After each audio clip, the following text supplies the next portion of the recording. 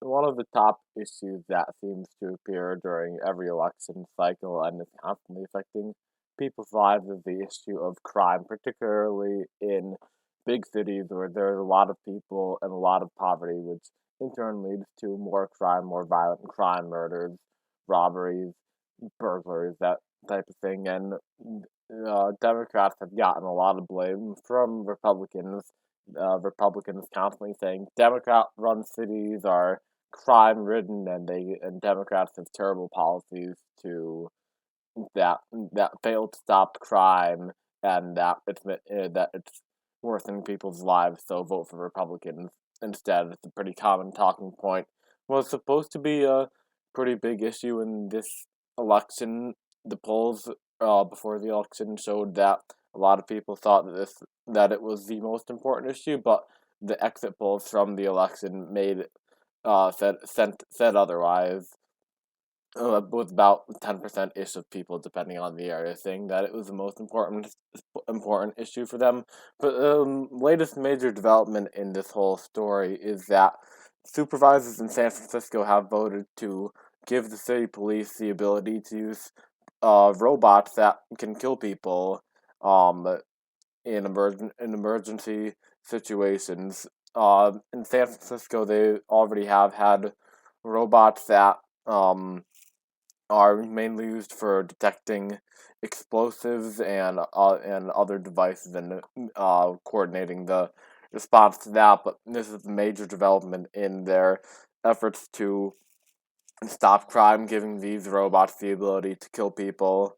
Um, they made it very clear that this would be only used in extreme circumstances, according to the police spokesperson. And uh, so, as the statement says, will be used to contact, incapacitate, or disorient violent, armed, or dangerous suspects when other lives are at stake.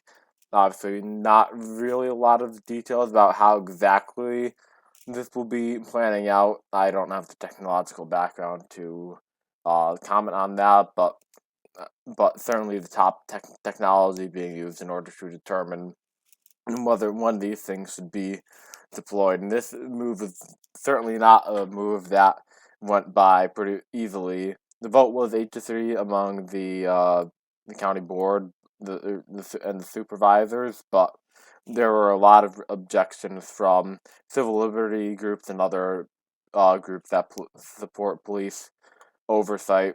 A lot of people have complained that police have become too militarized and too reliant on force and weapons, and that this is another step in the wrong direction.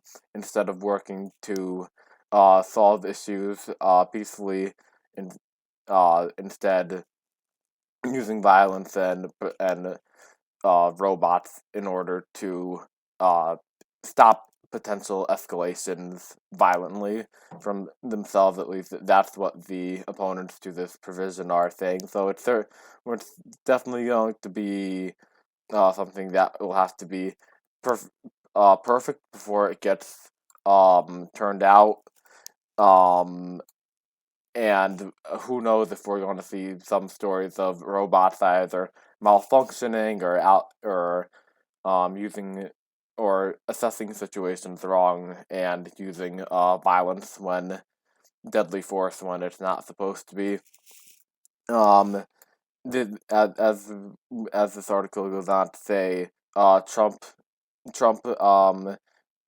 reinstalled programs to um uh, reinforce the use of military style equipment in police after Obama was against that. So this is certainly a move to the right wing for the reliably progressive San Francisco area, which surprised many and obviously facing a lot of backlash from people both in the city and outside of it.